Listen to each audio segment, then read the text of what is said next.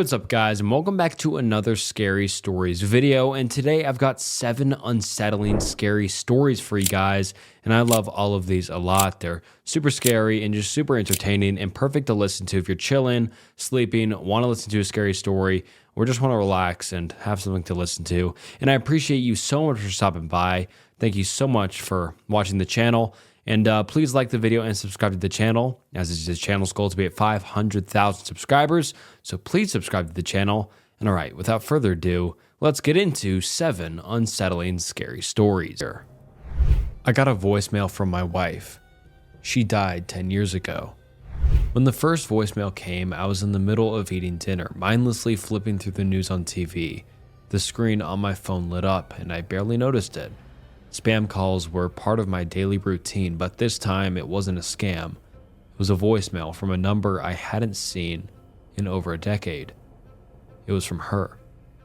"Hi, it's me. I know this is going to sound strange, but I need you to listen carefully. You can't trust him." The voice was unmistakable. It was Lauren, my wife, the woman I buried 10 years ago. I dropped my fork, the clatter making me jump. For a second, I thought maybe it was a prank, some cruel scammer who'd found her voice on old videos I'd foolishly uploaded to social media. But then I listened again. There was something about the way she spoke, the cadence, the inflection, the breathlessness at the end of her words. It wasn't just Lauren's voice, it was her. She'd been dead for 10 years. Lauren had been my everything. When she died, I was a husk of myself, wandering through days I can barely recall. A car accident took her from me, quick and brutal. The driver was never found, and now her voice, it was impossible. The voicemail was time-stamped only a minute before I played it, and when I tried to call the number back, it rang to nothingness. No dial tone, no voicemail box, just an endless void. I listened to the message again and again, the words embedding themselves into my mind. "You can't trust him." Who? Trust who? What was she warning me about? The next day at work, I was distracted. Every buzz of my phone made me jump. Every voice in the office sounded like hers. By lunchtime, I couldn't take it anymore and drove home. I needed to listen to it again. Maybe find something I'd missed. But the message was gone. Not deleted, just gone, as though it had never existed. No call log, no voicemail history. My heart sank. Maybe I was losing it. Maybe grief had crept back in, a decade late, gnawing at my sanity. That's when the second voicemail came. "You need to get out of the house. He's watching." I froze. My heart thunders as I glanced around my living room. It was daylight, the sun streaming in through the windows. Nothing seemed out of place, but the sense of being watched was suffocating. I grabbed my keys and bolted. I drove aimlessly for hours, Lauren's voice playing over and over in my head. By the time I returned home, it was dark and the house felt different. The air was heavy, charged, like the moments before a thunderstorm. And then I noticed the picture frame on the mantel. It was Lauren's favorite photo of us, taken on our honeymoon. I'd smashed it years ago in a fit of grief, the shards of glass long since swept away. But now it was back, whole, perfect. I was shaking as I approached it. My breath caught when I saw the note tucked behind the frame. "He's in the basement." Adrenaline surged as I grabbed a knife from the kitchen and crept down the stairs. The basement was cold and damp, the single bulb casting long, eerie shadows. At first I saw nothing, just old boxes and a faint smell of mildew. But then I noticed the corner. The shadows didn't line up. I stepped closer, my breath hitching. The air seemed to hum, and for a second, I thought I heard whispering. When I reached the corner, I found nothing but a mirror. It hadn't been there before. The reflection wasn't mine. Lauren's face stared back at me, her eyes wide with terror. Her lips moved silently, forming words I couldn't hear. My knees buckled as the mirror seemed to ripple, the glass warping as though she was pressing against it from the other side. Then the whispers started. I bolted, slamming the basement door behind me. My mind was racing, my pulse deafening in my ears. I couldn't make sense of it.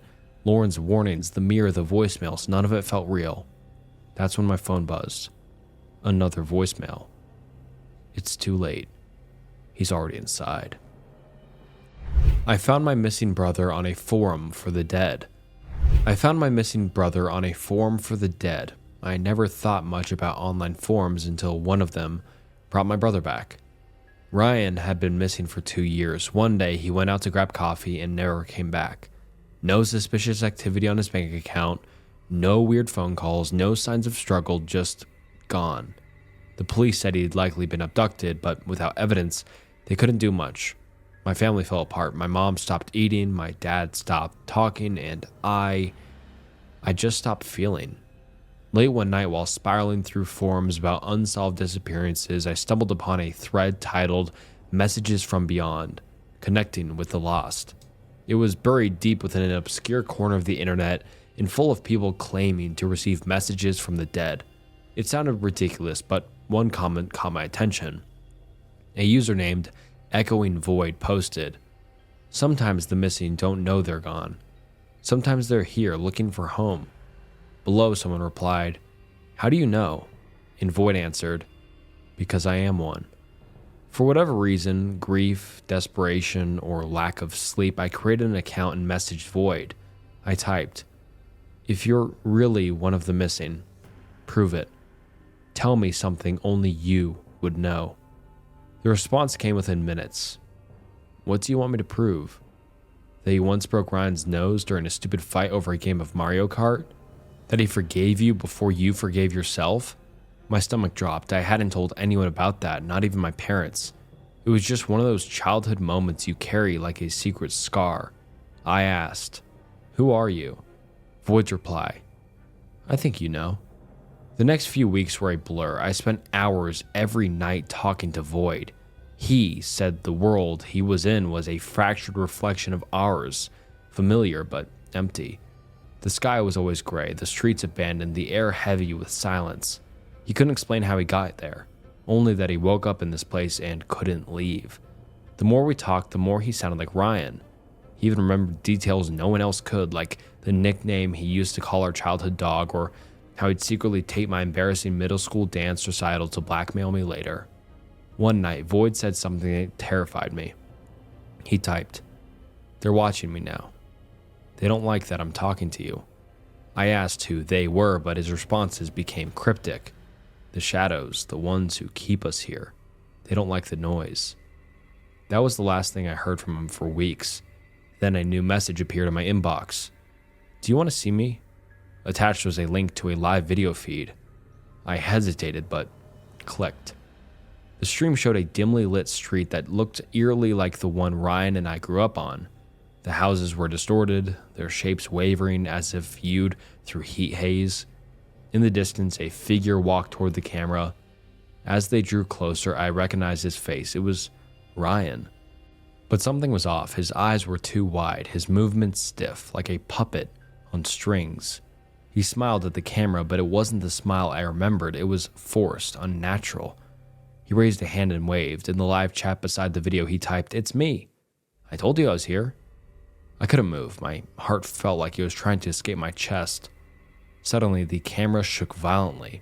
The shadows behind Ryan began to shift and ripple, forming towering figures with jagged edges. They moved closer, their distorted limbs reaching for him.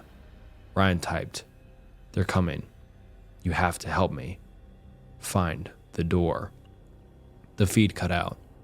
I spent the next few days piecing together everything he'd said about his world, looking for clues about the door. It wasn't much, but he'd mentioned a specific place from our childhood, an old abandoned cabin in the woods where we used to play. I drove there, half expecting nothing. The cabin was just as we'd left it, rotting and overgrown. Inside, I found a trapdoor beneath a threadbare rug. The ladder below led to a tunnel that stretched on for what felt like miles. At the end was a heavy iron door with strange carvings. As I touched it, my phone buzzed. A message from Void. "They know you're here. Don't let them in." Before I could reply, the shadows began to seep through the walls, crawling toward me like living tar.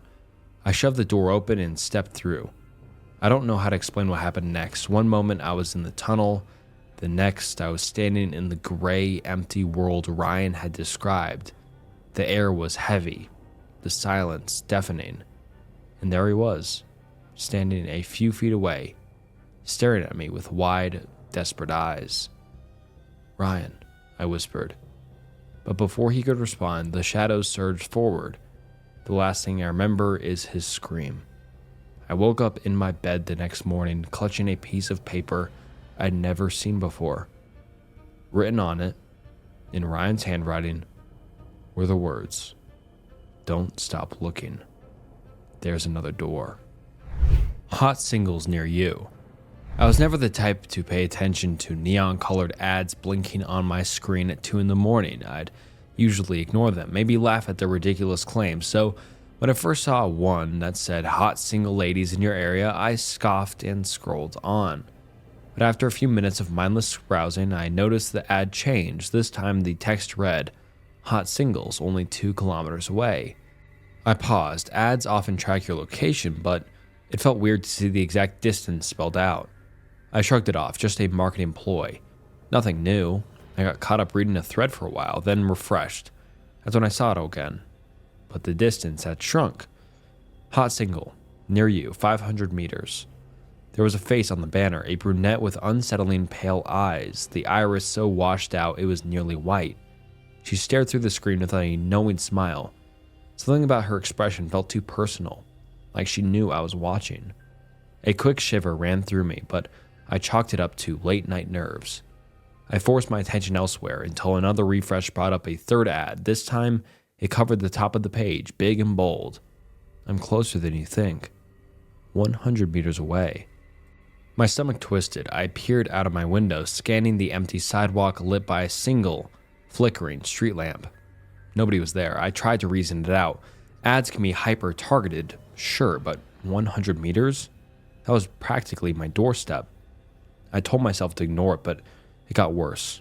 Another banner loaded with the same woman, only now her features were off. Her face looked elongated. Her grin stretched a little too wide, almost like a predatory snarl. The text underneath read, "We see you. 50 meters."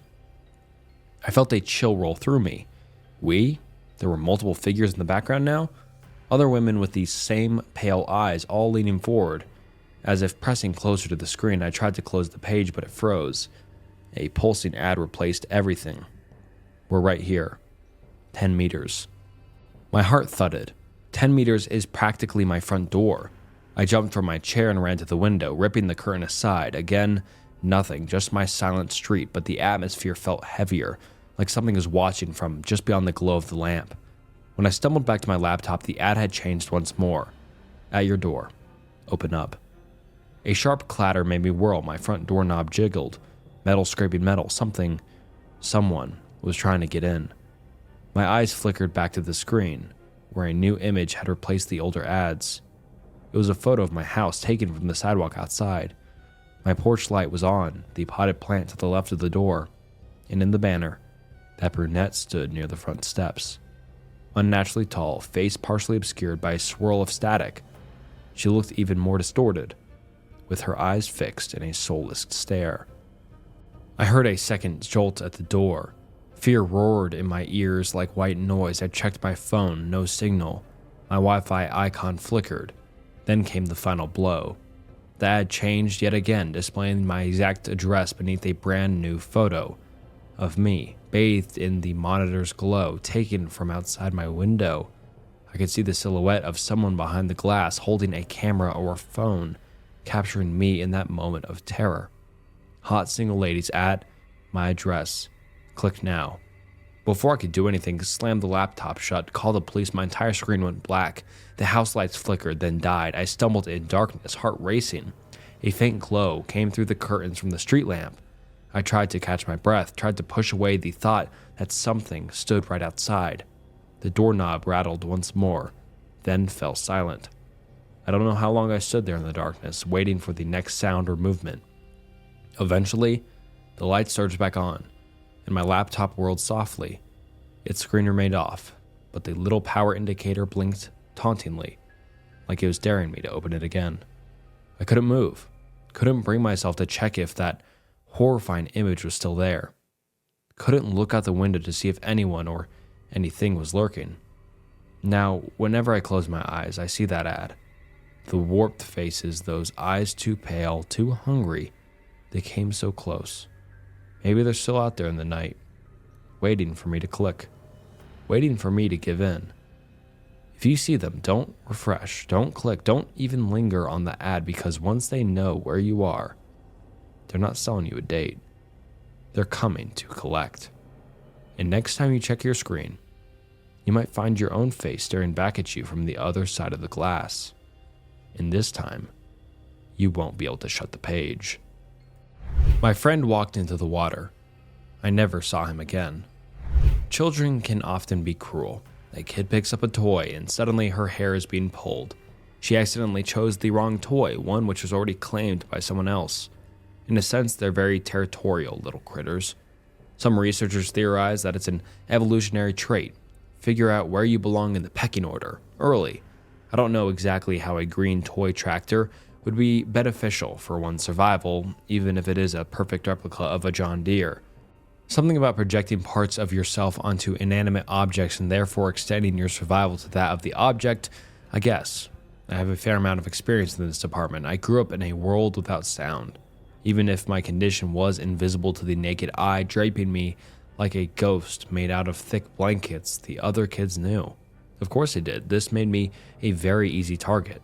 Early, my parents made sure to give me all the tools I would need to take on the world. Sadly, it wasn't really enough. One would think being deaf as a shield from the words of others, but words are never the worst part. Disgusted looks after I miss a cuter in PE, being omitted from band class even though I love the feelings of guitar strings against my fingertips. Teachers not bothering putting subtitles on during movie time. Those were the worst parts.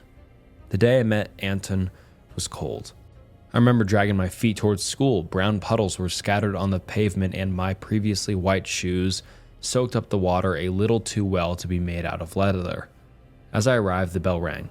Walking slowly, dreading another day of ableism, I noticed a red-haired boy sitting by his lonesome under the bleachers next to the football pitch.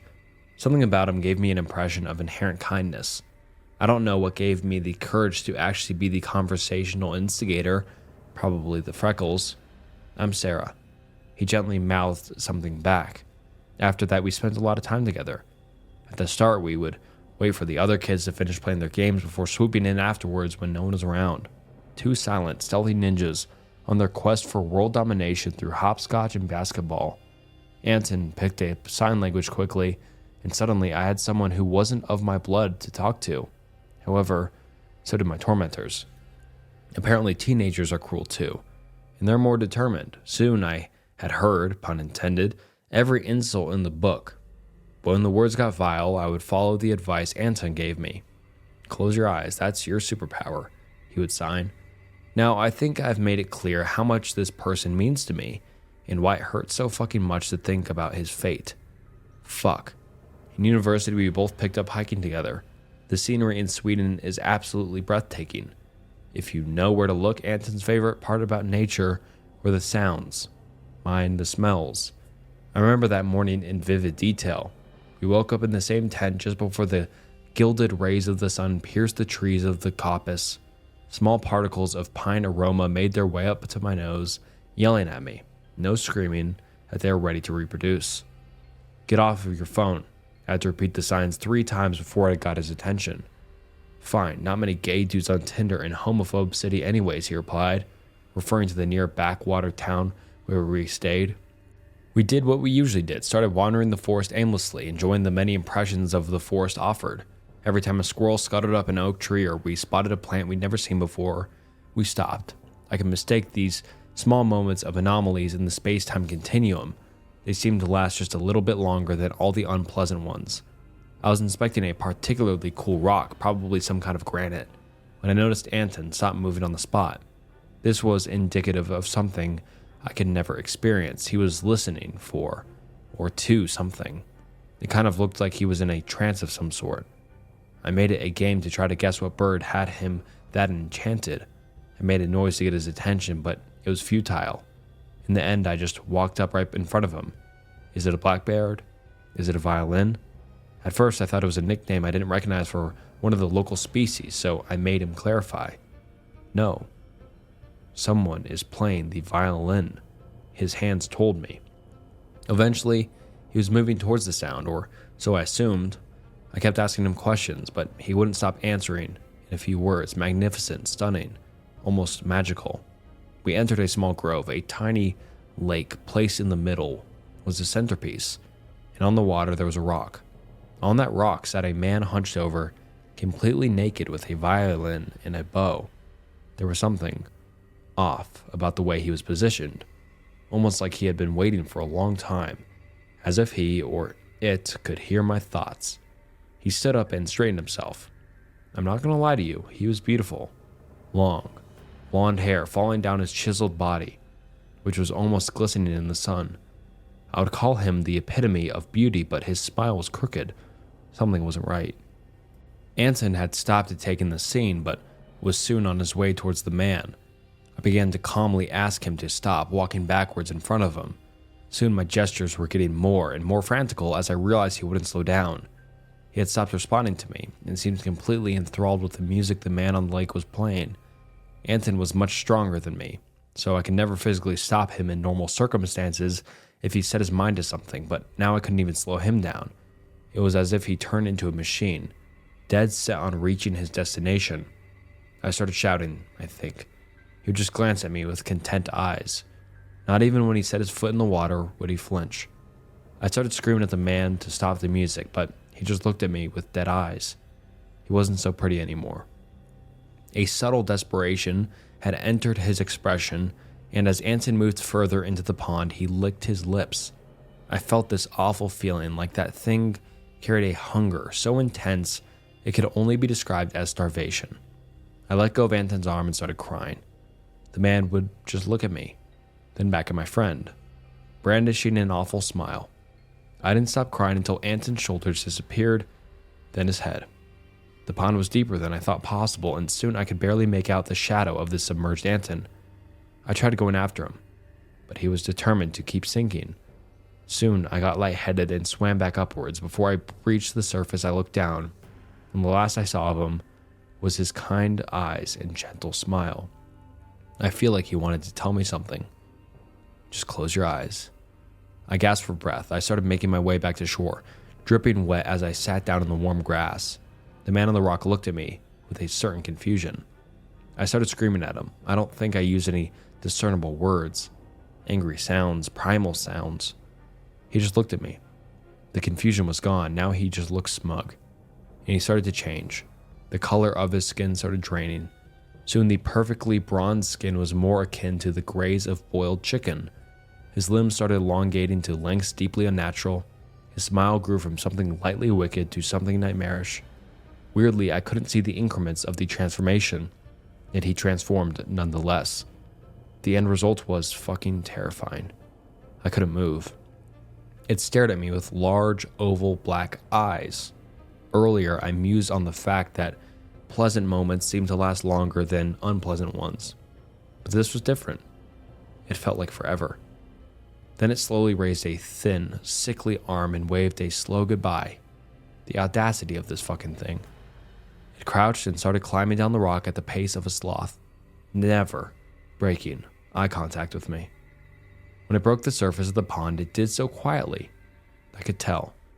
The water barely moved, and then it was gone, along with Anton. I had to get this off my chest, and now people will know where I went. Even if that thing still occupies the darkest corners of my nightmares. The forest seems to be calling me. Even though my lungs got damaged to a point of permanent remembrance, I dream of the flood and water. Even though I can't hear his music, I feel something tugging at my sleeves. I imagine the music was a component of something far more sinister, something ancient. The beauty of it, however, is that I won't have to be wary of every crevice, nook, and cranny on my crusade. I know where it'll be. On that same rock, in that same lake, hunching over that same terrible fiddle. Everyone says I had a baby. I started to go along with it. My neighbor brought over some baby shoes the other day. They were pink and had glitter on the toes and sequined flowers on the side. We cooed over them for a few minutes, and I told her how much I appreciated the gift. After she left, I threw them in my bedroom closet with all the other baby junk I've been given over the past 6 months. 6 months ago, everyone in town started to ask about my baby. I do not have a baby. I have never given birth or even been pregnant. I thought that I was being mistaken for someone else. I'm not particularly unique looking. Maybe some other short, dark-haired, and hazel-eyed girl gave birth recently. But I am shy by nature and southern by birth, so I was too polite to say, "You're wrong. You have the wrong person. I don't have a baby." I said things like, oh, okay. Mostly because it must have been a case of mistaken identity. People brought over baby clothes, a crib, a swing that plugs into the wall and jiggles, toys and shoes and diapers. A very weird situation to be in for sure, but then, to put it plainly, things got weirder. I was in the grocery store and the manager, a friendly older man, came up to me and asked about my sweet little girl. He asked if she liked the different formula he had suggested and if I wanted more. I just smiled. When I got home, I found formula in my grocery bags and an almost empty can in my cabinet. I don't even remember putting it in my cart. The thing is, everyone has been so nice to me, and the situation is just so odd that I started to go along with it. "How's the little darling today?" a neighbor would ask when I went to get the mail. "Oh, she's wonderful." "Sleeping through the night?" I'd answer. Then a young woman that got coffee at the same place as me asked about a play date with her 9-month-old and my then 5-month-old. I sort of blew it off. Next time I saw her, though, she talked about setting up another play date and how much fun our two darlings had. She showed me a picture on her phone. "Aren't they just precious in this picture? Your little girl has the most beautiful blue eyes. Her dress really makes them pop. I'll text this to you." I looked at the picture and saw a chubby baby in a red shirt and blue shorts. It had dark hair and dark eyes.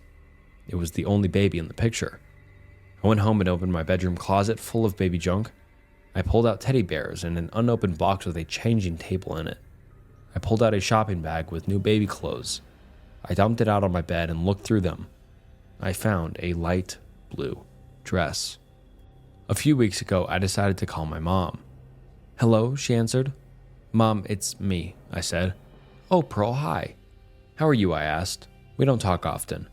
"I'm good, we're all good out here." She paused and asked, "And how are you two doing?" "Us too?" I asked hesitantly. "Now, don't act like that. I know I haven't been in touch much, but I do care about you and my grandbaby," she said sourly. "I know, Mom. Oh, she's crying. I gotta go." I lied. "Give Holly my love," she said, and then hung up before I did. The funny thing is, Breakfast at Tiffany's has been my favorite book since I was a kid. I'd always thought Holly would be a great name for a kid I would eventually have. I went into my room to put my phone down after my short conversation with my mom.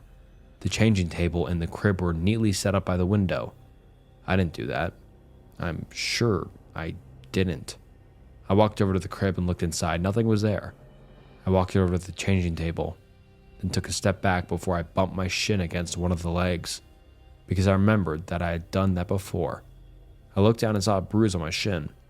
I know I had hit it against the changing table, but I also know that they weren't in here before. I know it. "How's Holly today?" my neighbor across the street asked. We were both grabbing our mail. "Oh, she's good. Happy as ever," I said. "I heard her screaming up a storm when you came home last night. I'd be surprised if you were able to get her to bed at all." "Once she lays down, it usually doesn't take too long," I replied. I went inside and looked through my mail. A bunch of junk, a few red envelopes. I put everything down on the kitchen counter and opened a cabinet to get out a cup. I heard some noises coming from my room. I paused and listened. I didn't hear anything for a minute, so I grabbed the cup and got some water from the sink. I heard something over the sound of the tap. Holly must be awake. I went into my room and looked down in the crib. Holly's stuffed elephant was in the crib. I reached down and picked it up. It was cute. No wonder someone got it for Holly. I put the elephant back down in the crib and brought the cup to my mouth to take a sip. I realized I was holding a baby bottle. Mom brain, I thought. Where did I put my cup down? But then I saw I was holding my cup. And I'm not a mom. What the fuck was I just thinking? I looked back over at the crib. Why do I still have this crap in my room? I kicked the crib, then I kicked it again, then again until the wood began to splinter. I pushed the changing table over on its side. I opened my closet and shoved in the pieces of the crib and any other baby-related item I could find. I slammed the door closed. I can't keep this charade up, I decided. I can't go along with this nonsense anymore. I went to get coffee this morning. I was so tired. I felt like I hadn't slept all night. The barista smiled at me. "Your kid kept you up?" she asked. "No," I said firmly. Her smile wavered. I sat down at a table to drink my coffee. Some woman walked up to me. She asked how I was doing, how my daughter was doing. "I'm fine," I answered, and left it at that. She sat down at the table and in a hushed and concerned voice, she asked me if I was experiencing any depression. She said that new mothers often feel like this. "I'm not a new mother," I said. A man came in and walked quickly up to the table. He bent down and whispered something in my ear. It didn't register at first. "What?" I asked. "You left your kid in her car seat in your car," he said again. I jumped up and ran outside. I unlocked my car and opened the back seat. How could I be so stupid? How fucked up am I to leave my kid in the car? But nothing was there. No kid, no car seat. I drove home. I sat on my bed and looked through the pictures on my phone. I looked at the picture of the chubby baby in the red shirt. I stared at it. Where is she? Where is Holly? There's only one kid in this picture, but everyone else says that there are two. Chubbs and my little Holly, bright blue eyes, blue dress. She does look so pretty in that blue dress. I do have a bit more to write, but Holly just started crying. I need to go check on her. And alright guys, that wraps up 7 unsettling, scary stories. I really hope you enjoyed this video. I enjoyed all these stories in here a lot. They were really unique. This was a big list of kind of unique stories. And just let me know down in the comments below, did you enjoy it? Because I enjoyed it a ton. And thank you so much for watching to the end of the video. I appreciate every single one of you so much. Please like and subscribe if you enjoyed. And this was Snook, and I'll see you next time.